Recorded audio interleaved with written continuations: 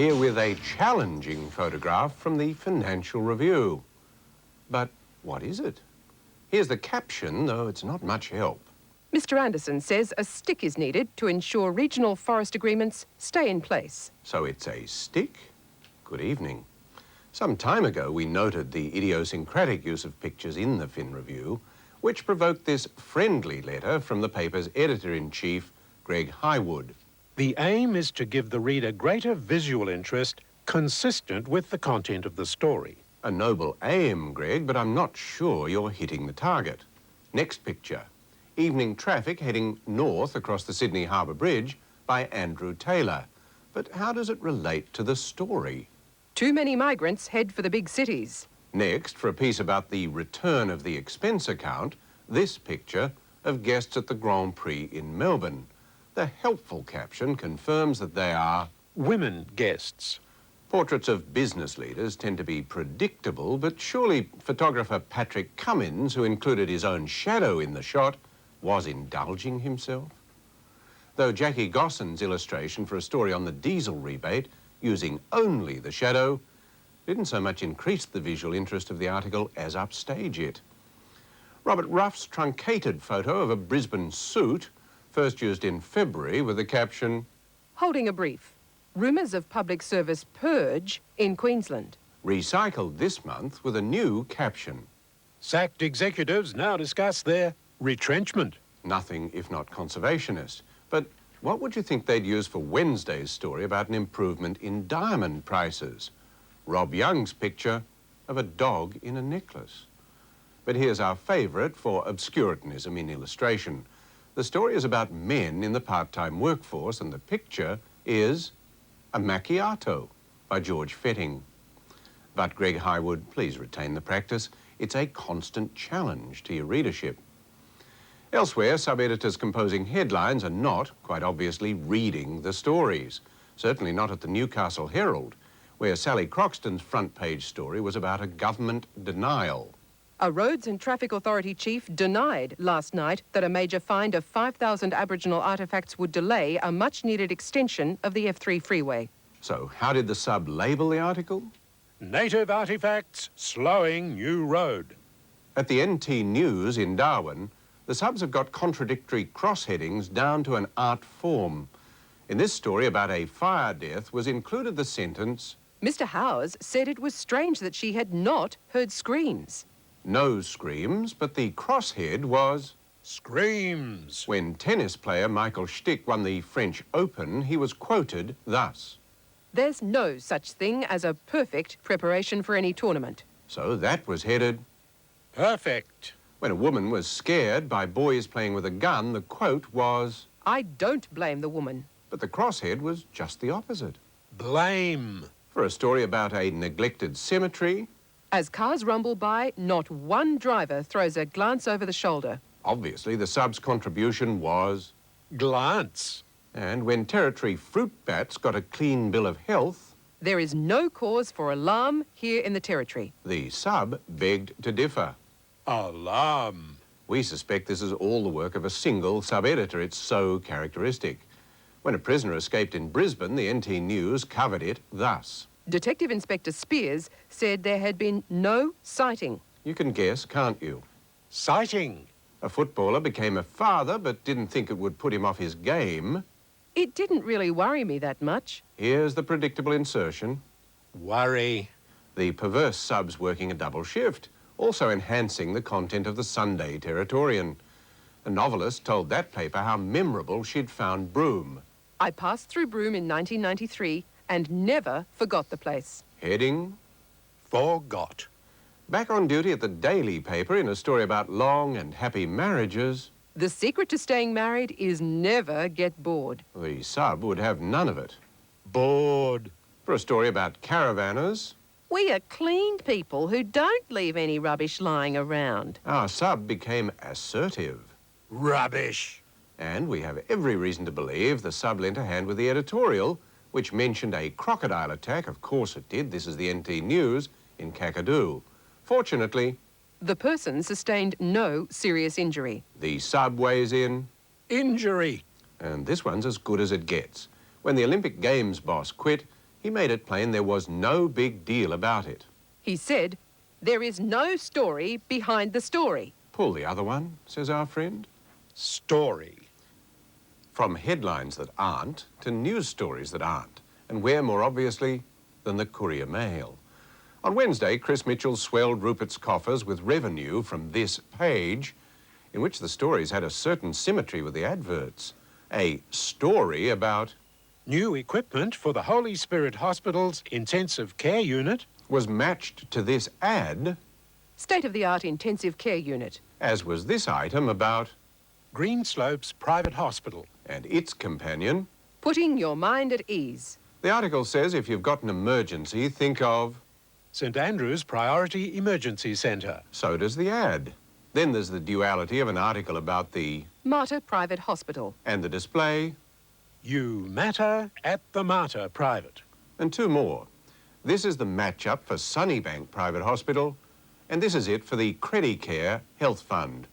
A bit much, you think? Not at all. The exculpation's in the fine print. And if you're looking really hard, you'll find this warning. Advertising feature. Well, they got away with that one, but not the next. This is an ordinary news page from a recent Saturday Courier Mail, certainly not an advertising feature. This is the story that caught our eye. The typeface in the headline is like the Courier Mail's, but not quite. The body type's also plausibly the real thing, but somehow a bit off. There's a byline, By Kelly Austin. but Mr. Murdoch has no such journalist. There are a couple of dead giveaways. In this item, a photo caption is spelt unimpressively. Naturally lit dinning rooms. Even the Courier Mail wouldn't do that. And Kelly Austin's copy is a tad enthusiastic. A surprisingly modest $189,000 to just $219,000, making them outstanding value in today's market. It's bad enough that such a deception should appear once, with not a hint from the editor that it's a paid advertisement, but that it should reappear the following Saturday, quite unchanged, Naturally lit dinning rooms. smacks of arrogance. Still no disclosure, of course. Please explain, Mr. Mitchell, and don't give me any of that a sub inadvertently dropped the disclosure stuff. I don't believe it when the Fairfax Herald uses that excuse either. But let me not stray from the Courier Mail, which has been attracting more and more of our attention of late, not least in respect of the former knight of Joe's former realm, Terry Lewis. Lewis granted the exclusive interview to Channel 9's Rod Henshaw, and the Sunday Mail has access to it. Lewis's first prison interview was generously previewed in the Murdoch Sunday paper, though not so warmly in the next day's Courier Mail. Phil Dickey, deserving of a good deal of credit for Lewis's undoing, preempted the broadcast. He is not entitled to be much believed, particularly when his claims of innocence are made in an orchestrated interview backed by lawyers and public relations consultants.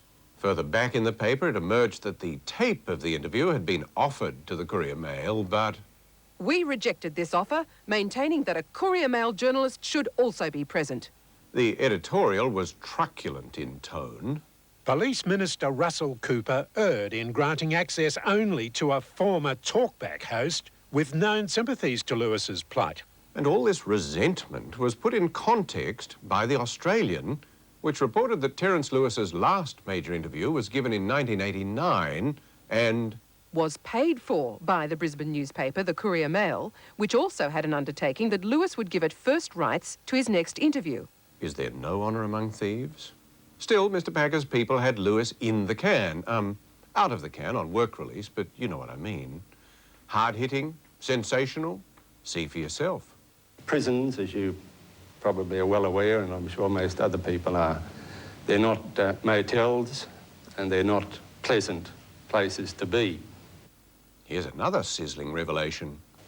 See my children, who of course are all adults now, my grandchildren, I'd love to spend some time with them. And that's not all. Lewis got a shot off at the paper. One newspaper in particular, the Courier Mail, has over the years printed articles that were either totally false in relation to me or they've been distorted. Dull stuff it was. The Courier Mail didn't miss out on much, but still they acted like a tabloid scorned. People betrayed by Lewis. The case against Lewis. He will go to the grave, making every effort to clear his name, he says. What will he tell his God when he gets there? That maudlin remark, somewhat inaccurately published under the heading, John Wright reports. only in Queensland could you call that reporting. Next day, having had another 24 hours to maintain the rage, Chris Mitchell's people went on with it. The editor-in-chief's thoughts on the chequebook. Chris Mitchell said he disagreed with the principle of paying for stories, although he believed there was a public interest element involved. And an element of breach of contract, Chris? There was a comparison of what Henshaw asked and what he should have asked. Herbert wasn't the only liar, was he? Didn't you lie to the Williams Royal Commission? And horror of horrors, Lewis snubs newspaper. it seems his offence was that he... Glanced at a Courier Mail car. The bastard. There was some special pleading in the form of an editorial. The program has significantly set back the legitimate aspirations of other media, the Courier Mail included. Still whinging about Lewis's breach of contract. Going back through the files, we find a 1989 report that... A $30,000 payment to Sir Terence Lewis by Queensland Newspapers Pty Limited was a straight commercial venture. And never mind Rod Henshaw's efforts, even Mr. Murdoch's faithful employee, Julian Schultz, described the 1989 Courier Mail six-part exclusive as... Every bit as gentle and unrevealing as Henshaw's interview. We'll spare you the worst excesses of this week's Olympic coverage, leaving you only with this. What does presenter Gary Wilkinson do in those seconds between the camera picking him up and the floor manager giving him his cue to talk? Well, he sort of writes, sort of. Good evening, Australia, and welcome again. Welcome back to the Seven Sports Centre in Atlanta. Welcome back to the Atlanta Games on 7 Sport. Welcome back to the Games. It's early morning in Atlanta. Your Olympic Network 7. As Australia awaits, you're watching Primetime Olympics on 7. Very interesting. Yes, Natalie Cook and Kerry Pottharst. Naeem Suleimanoglu. Oh, yes, the winds are blowing off the Georgia Atlantic coast. Basketball. A big session coming up live. Yes, that shows just how difficult it is. He's right, you know. Good night to you.